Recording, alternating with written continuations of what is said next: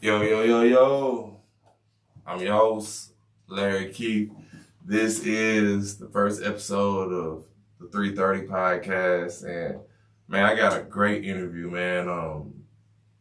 It's on the sports side. I ain't trying to be flashy or whatnot with the new trim I got or whatnot, but we got the owner and head coach of the Oxford Wild Boars, TJ Skills, in the building, man. How's everything going? Man, everything's going good, man. I can't complain at all. Now, look, I want to say this before we get started, bro. I want to appreciate you for taking the time out, driving down here to 30, coming to the studio or whatnot, and taking time out to tell us about the team, bro.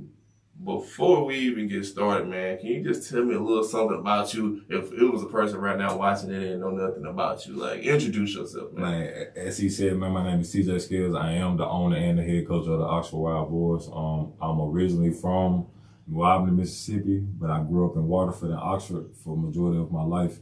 And man, if you know me, you'll know that a couple years ago I was a big guy. I was big. When I say big guy, I mean like big. If 500-pound life was me, it'll be me for sure. Man, but I used to be an athlete, man. Basketball, football, throw the discus in track, played ball at Northwest. Grew up with a lot of guys that's originally from here. So, seeing me with them, you'll honestly know who I am. So basically you trying to tell me your background is kind of like, I wouldn't say football, but just sports related. Yeah. So, not going off topic, but like I said, just talking to you and having the threads and just seeing the stuff that you're putting out on social media, man, what made you just want to come up with this developmental football team? Honestly, it all started when my grandfather passed away. It was a grieving method for me. You know what I'm saying? Because I didn't want to cope or go to certain things that'll make you, not who you are anymore. Yeah. Originally, it was just, okay, what can I do to cope with the mechanism of losing my grandfather, who was in my life all my life, you know what I'm saying? And to lose him in a major way, it was just like, okay, what can I do for my community to help out and give back to what I know how to do? And it came to me naturally. I had great help from a team owner from New Albany, Adrian Ivy. He helped me lay the foundation down. Then as I got into everything, a lady by the name of Jennifer Bell, the owner of the Next Level Football Alliance, she gave me the opportunity to put my team into a league, and that's when we began to flourish. Dang. You mentioned bringing the Wild Boars to Oxford. Mm-hmm. Why Oxford, Mississippi? Too much untapped talent. You see guys that are supposed to be like, you got J.J. Pickeys, you got Jarkel Joyner, you got D.K. Metcalf, to name a few, that actually made it to that next level. But you also got guys that was in that conversation that never got the opportunity. So to come back here and tap into the talent and give these guys a second opportunity is just second nature. Man, now I will say that there is some loose end athletes in Oxford, whether it's from Oxford or, LaFayette, man, it's some, like you said, untapped talent out there. And I'm just thinking about just the amount of people you named that went pro. You know what I mean? You can do it probably on both your hands, you know what I mean? So just imagine the amount of people who was just so close to being pro, you get what I'm saying? And yeah, I get where you're coming from with that. For sure. The question that I really want to know is, what made you start this organization 3 years ago? You said it was through the death of your grandfather or whatnot.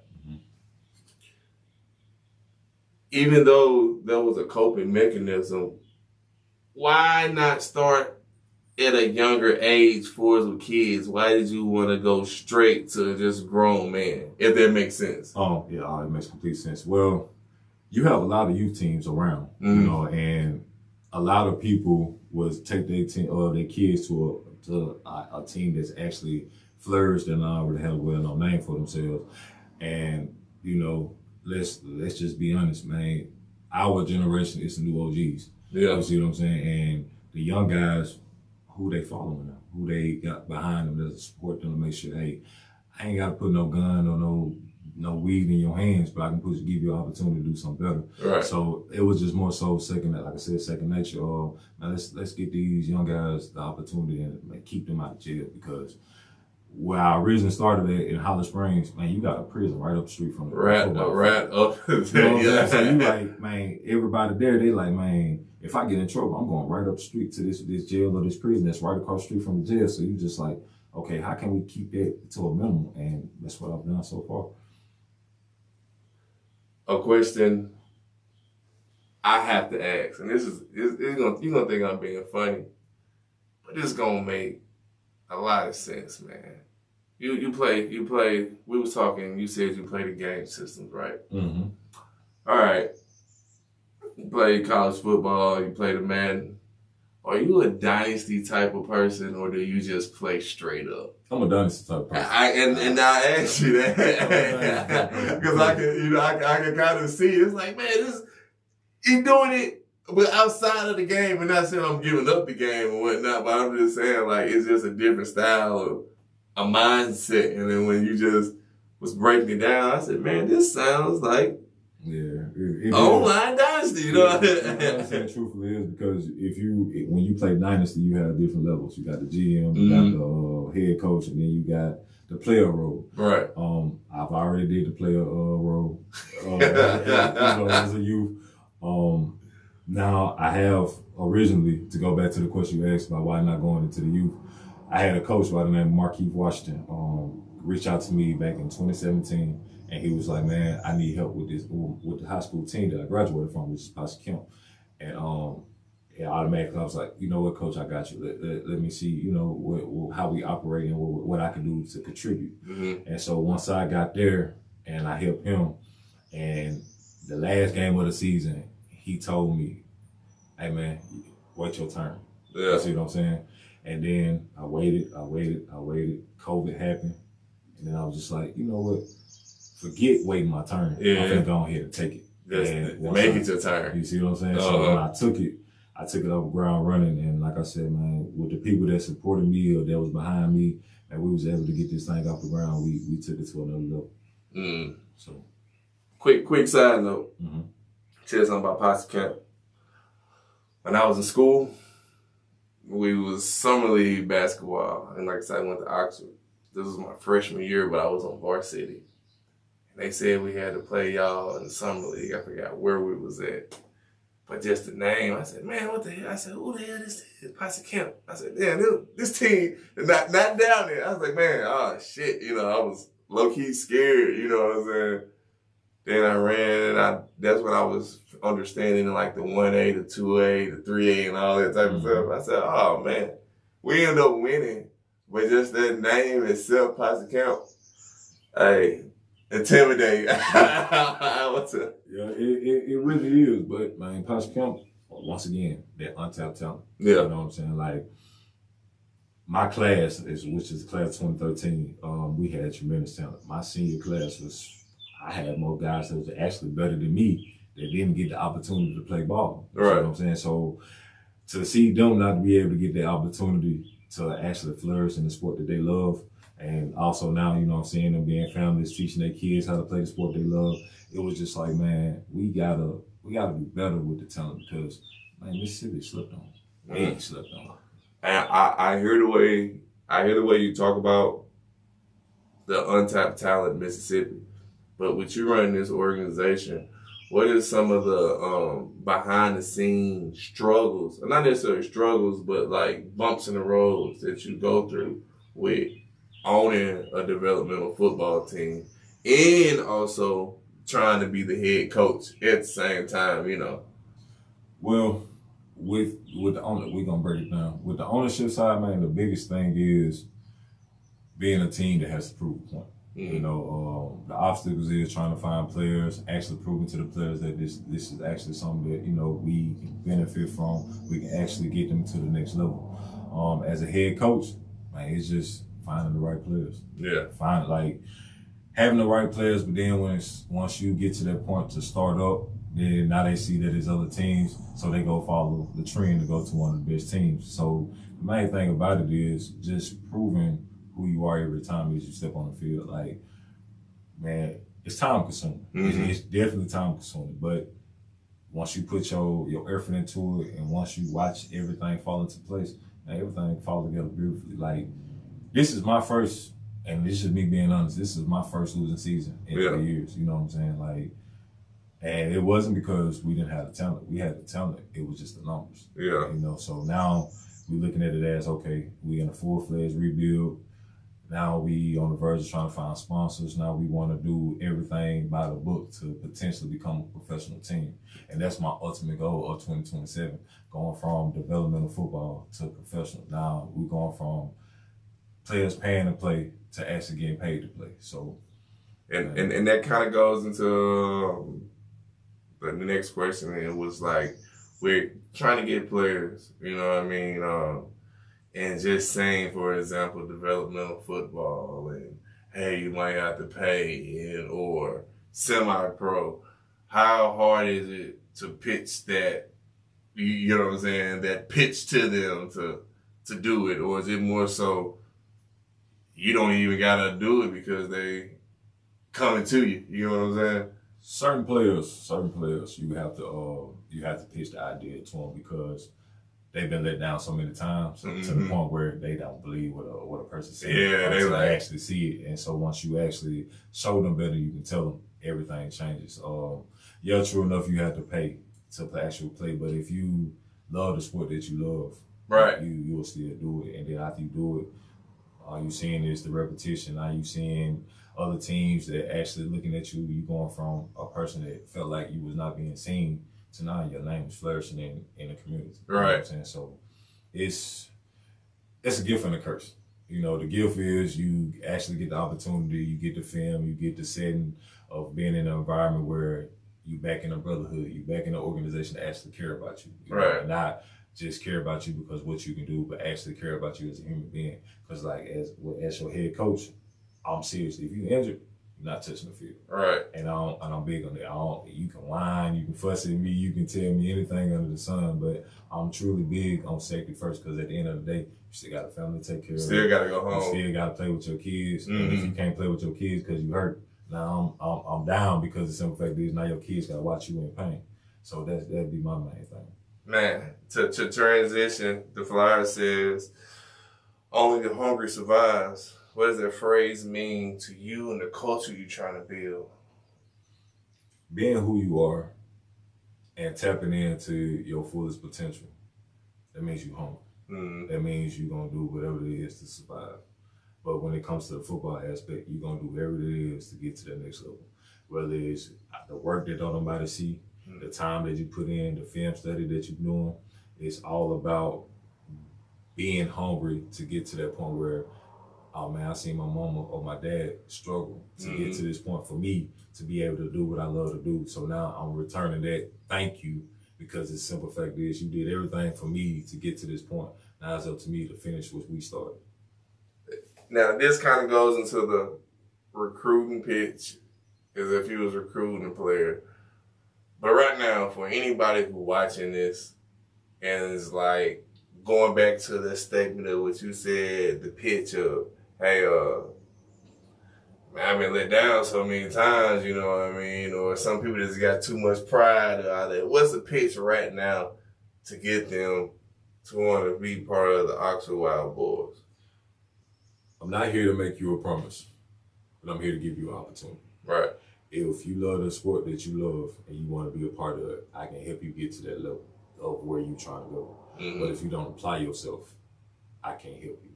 All I can do is give other teams the word and the acknowledgement of who you are, what you put in, and the work that you give. But ultimately, it's all about how you want to do it, where you trying to go. Like I can sit here and give a Canadian Football League team your name and tell them, hey, this guy right here, I feel like he can make a best fit for your team. But then they come watch you play. And me saying what I'm saying, you're not applying to what I'm saying. So it's more so about, man, I'm going to have your back And I'm gonna do everything in my power to get you gone. But at the end of the day, it's all about you and where you trying to go. Yeah. So it's more so like they have to take it serious for it to be serious. Yeah. Well, and this goes back because I just heard you say giving a name to the Canadian League, or something like that. So the question I got is, what opportunities does this organization create for players beyond just playing football, whether it's exposure, networking, or monitorship? With this, it's all of the above. You can, let's say, for instance, you play for me, right? You're one of the best players in the league that we're currently in right now. Yeah. And I have an arena team or another professional team contacting me about you. If we are doing what we're supposed to do and I bring that light up on you and show you the ropes and give everything, all the game to you, now you're back to the point where, okay, I got this. Now it's to the point where you monetizing yourself, you putting in the work. Now you going from being just an ordinary player to now you got parents. Hey, can you teach my kid how to do this? Can you show my kid how to work on his footwork as a wide receiver? Can you show my son that's an upcoming linebacker how to read the offense, how to control the defense as a unit and get them to move as one? So it goes from, it's trickled down. It goes from the adults that I coach. Now my adults are teaching the youth, and now the youth is flourishing. Now they've getting the opportunity when they get to high school to actually be that guy. All right. So, we talked about the players. Now, let's the style of players. What type of player are you looking for in these tryouts? Are you looking for the disciplined ones? Are you looking for the ones that's with the good work ethics, talent, leadership, your combination of all, or how do you want it? I'm looking for dogs. Yeah. Honestly, truthfully. And by me saying a dog, it's not on you, it's in you. Yeah. Like that means once you get on that field, you're already coachable, you're already disciplined, you're already to that point where you understand, all right, what coach tell me to do this, I'm gonna do this. If I feel like this worked for other players, but it don't work for me, come talk to me. Come talk to me as a coach and be like, hey, coach, I understand what you're showing me, but can we show this route? Right. Okay, show me. And if it works for you, and it makes me like, let's do that again. Now we both learning together. Like this ain't about me just showing you or teaching you. I'm also learning you because honestly, 45 different personalities. Oh, yeah. You gotta learn one by one, and then once you get them down packed into the T, man, watching them flourish, man, it's a beautiful thing. So honestly, I'm looking for dogs. Right. If you got that dog mentality, or like everybody used to say when we was younger, that Kobe mentality. Like, I want you on my squad. I want you on the team. I want to build with you and get you to the point where you're gone. Like, that's it. That's all. With that being said, for the style of players we want dogs. We get the slogan for the team. But what do you want for your team outside in the Oxford community? Honestly, I want them to influence the youth. Right. I want them to be able to, when we go to a game or say we have a community event and my players are there, you got kids saying, oh, I want to be just like him. I want to be like number 6. I want to be like number 8 when I get older, number 10, or I want to play quarterback like number 4. Mm-hmm. I want them to be able to be role models to kids who look at role models that they've never seen before. Like, I want them to be local role models within the community, because at the end of the day, if you teach the kids what your art is and they learn and they become disciplined, you done did everything in your power to better your community. So it's all about building who you are and building your character up. So that way, once people outside of Oxford come see you, they already know who you are. And now they instantly going from, I remember when he was a kid, he was bad, to now, oh man, you flourish. Can I have your autograph?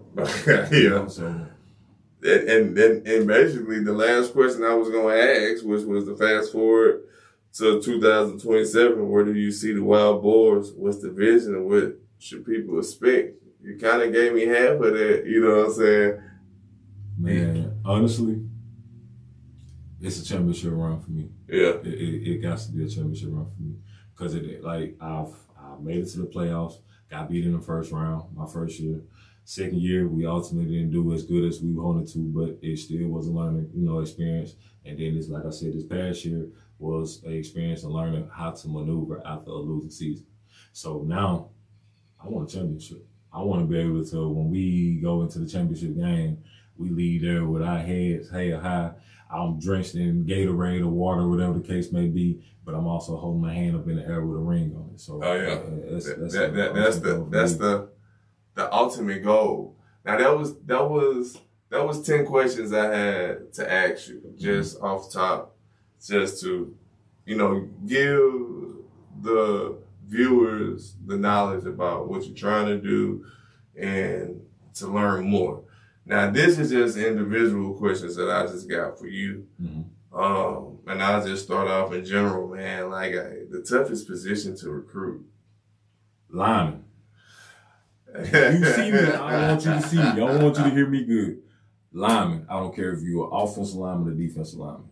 I guarantee you, if you come out there, you put the work in, you are the ones that everybody in this world that has a football team that's paying wants, because it's the hardest position to find players to play. Like, you can sit here and be like, oh, I want to play defensive line, but if you get to the point where you are finna get signed, they say, hey, I want you to play on the offensive line. Now that's a transition that you can make, man. So I'm telling you, if you're an offensive lineman, that's the main position that I'm looking for the most. I can find skills a dime a dozen, but them trench workers, that's what the biggest issue is of trying to find, because honestly, once they give up on the sport, they don't want to do it. What's happening is when they come out, they want to play a position out of I always wanted to play running back. You know what I mean? It's like, I got a lineman right now. Coach, I can play quarterback. No, you can't. Like, you got the arm, you can throw, you got the distance, you can throw 60, 70 yards. That's fine. Can you control the offense? Can you put people in position to do better? Can you sit here and be me on the field? You do a whole series. You see what I'm saying? And not be like, Coach, I'm tired. It's a lot to it. Man, okay, just another football question, man. Favorite football player of all time? College or NFL? Adrian Peterson. Yeah, he college and NFL. But, man, honestly, growing up as a kid watching Adrian Peterson play, you saw that dog mentality. Mm-hmm. Even when he just ran the ball. He was hungry, man. From the time he left Oklahoma to when he was with the Minnesota Vikings, all you've seen was hungry. He went crazy in Minnesota. You see what I'm saying? So it was him. Now on the defensive side, man, Sean Taylor was that ideal guy. Yeah. Like, Sean Taylor on defense, man. What year Madden was that he was on? Dang it. Was it 01, 02? It had to be. It was PlayStation. Because him and a lot of safeties, which I can say Ed Reed, Troy Polamalu, Joe Hayden, just to name a few, and Ryan Clark, to be exact, was the introduction of big hits. Yeah, you had Lawrence Taylor back in the day in the 80s when they didn't have rules where they would WWE slamming you. Man, blitz. So now when you see Ryan Clark or Sean Taylor or Troy Polamalu come downhill full speed, now you like, oh man. Yeah. And then when you hear that line, you like, man, I want to do that. So with them were my main two right there. Man, you said the helmet sound. You played football. I played football too, but I wasn't just the best of the athlete. And I remember the first time I got that sound made, that clack sound. Yeah, let me sit out, cuz. It's over with, man. Man, I have a crazy story about the first time I ever seen somebody get hit so hard. It was in middle school. It was a guy, one of my closest friends. His name was O.J. Harden. And it was a skinny kid. Well, he's grown now, but he was a kid then named Kalen Carter. He was in the Oklahoma drill.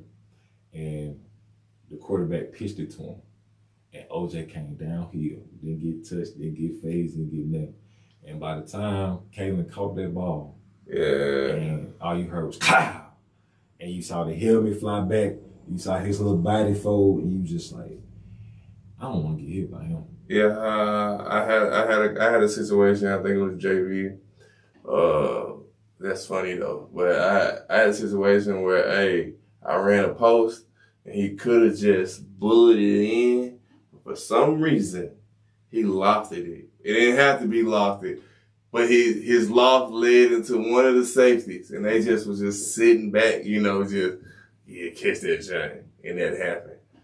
Went straight back to basketball. It's all with. But like safeties, they flourish off there. Mm-hmm. They flourish waiting on it. Yeah. Think about it, you running the ball, linebackers getting to him first. Yeah. Or the defense line is in the backfield and knocking somebody out first. So when the safety or DB gets that opportunity, they just gonna have they take it. It don't matter. And you pass interference, it don't care. We gotta get it. You either gonna take the hit, or you gonna fold, or you ain't gonna catch that ball. Like I've seen numerous of times. I've seen a player finish snag on 3 players at one time. Yeah. But when he feel them folks coming full speed downhill. Oh yeah.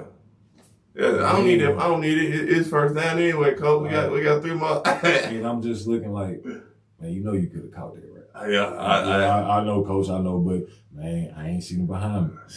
Hey, understandable, but man, like it's been plenty of time. Like it's a lot of young men on my team that I done seen go from being unheard of to now they being recognized.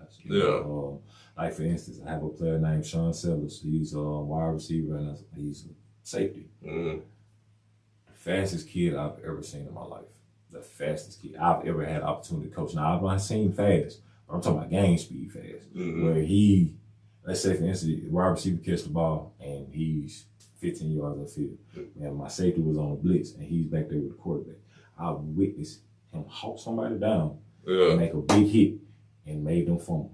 I've also seen where a linebacker named Jamarius Terry, which is in Florida right now, playing for the rival professional football league that recently just got drafted a few months ago, before the ice storm hit. Mm-hmm. Come through the line full speed and just smack somebody. And now he's to the point where he's getting paid to play now. So man, we've been successful getting players in position and watching them grow from the immaturity to now they mature young men that they were supposed to be a long time ago. Yeah. So yeah. A question I ask all football players, no matter position or what you do with football, just people who love football. What's your favorite football movie? What's the best football movie? Honestly, Blindside. Yeah. Because that's one. Blindside because of the simple fact of the story. Mm-hmm. It's a story behind how he went from a nobody. Yeah. They didn't have a place to lay his head or a pot to piss in. Yeah. To being one of the top linemen in the NFL now. I don't know. I'm gonna have to.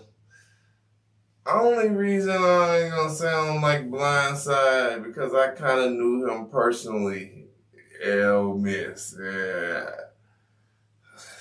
Yeah, he wasn't that nice, you know what I'm saying? He wasn't. Hey, for him to be, for what that movie portrayed him to what I was seeing, I was like, this ain't the real Michael Orr, you know what I mean? But but not only that, my second best favorite movie of football is Woodlawn. Yeah. Where it's back by the segregation year where a school in Alabama desegregated and came together, black and white kids come together. They had this running back.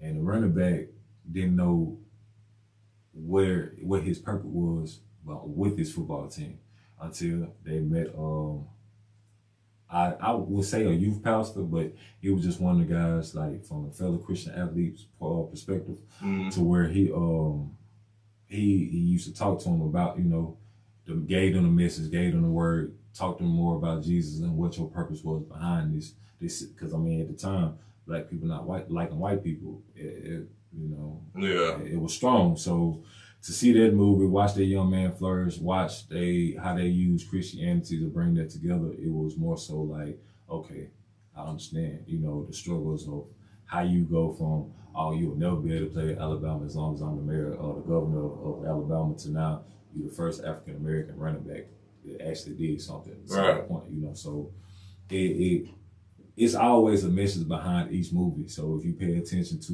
it, you know, like with the Gridiron Gang, giving opportunities from guys that's been in trouble, going to jail constantly, things like that. From Waterboard being a person that's always shy, but you using what you've been through, being bullied to the point where now you can unleash against the people that bullied you, and you got the opportunity to get your get back. But it's really just for the love of the game. Yeah. So yeah. A quick random football question. Do you think Forrest Gump was really that cold when he was at Alabama?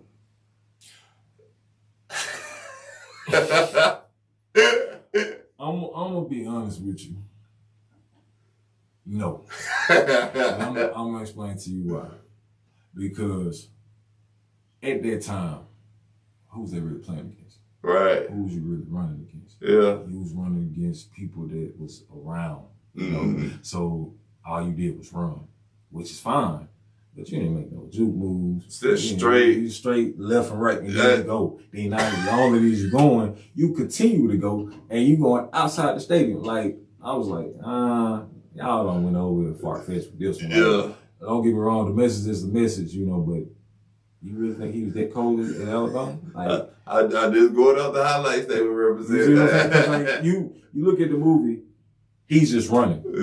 Running past, like, they in the middle of a play, and he outruns the running back or the receiver or the quarterback who's got the ball at the time, and he just gone, and he just continue running. Like, okay, let's bring the logic here. If anybody's running that fast, they need to be on the track. Yeah, track. Like, they need to be on the track. Track and field. Hey, because he a hell of a 100-meter dash. Like he gone. You know what I'm saying? That gun pow, he gone. So yeah, but you know, everybody think about that movie differently. But with me, nah, man, I think that was they put that a little bit too. Yeah. But it's a great movie. But no, nevertheless though. Man, we're coming to the end of the interview and the show, man. Is there anything you want to say to a player that's watching? The last coaching pitch. All right. If you are tired of being overlooked, if you're tired of always starting over with a sport that you love, I can guarantee you the opportunity that'll change everything. But after I give you the opportunity, I want you to put the work in. How you return the thank you to me is by doing everything that needs to be done that nobody pays attention to. And even if I don't pay attention to it, somebody is acknowledging it and letting me know, hey, you need to tap in with this guy so we can definitely get him gone, because if you don't, we might lose him. You know what I'm saying? Because this sport is a beautiful art. Like, man, you get to hurt somebody without going to jail. Let's just call it how it is. You get to hurt somebody without going to jail, which you're not trying to, but it's a simple fact. You can hit somebody, you can pick somebody up and slam them to the ground, and you can go without looking over your shoulder like, man, there's police behind me. I'm finna get in trouble, am I finna do this? No, man, you get an opportunity to take all that frustration that you have built up for all them years, use it, bring out their dog mentality, and be able to flourish at every position that you put yourself in. Man, and with that said, this is the 330 Podcast. I'm your host, Larry Keith. Make sure y'all like, share, subscribe, leave a comment. Feel free, do whatever, man, but just do all of it. At the end of the day, I appreciate y'all, and make sure to support. Go ahead and tell them the name. Man, the Oxford Wild Boars, you know, make sure that all you talented young men that real deal wants this opportunity to be at this trial, June 13th. By the end of the week, we will have the location, we will have the time for the trials, and we will open up registration, which is absolutely free. The trials are absolutely free. All you have to do, show up with your cleats, your gloves, or whatever the case may be that's recommended for you to be at this trials. And I also have a form of ID. And once you do that, once you sign in, once we tap in, it's time to get to work. And I'm looking forward to working with a lot of y'all, because like I said, at the end of the day, it's a lot of untapped talent in this city itself, but also in the surrounding areas of Oxford. So I'm tapping in with everybody from Panola, Yalabusha, wherever the case may be, Marshall County, Union County, wherever my heart tells me to go to find talent, I'm gonna go. And I'm not gonna stop until we build the legacy for everybody that's gonna be a part of this organization. Oh yeah, man. And with that said, we out.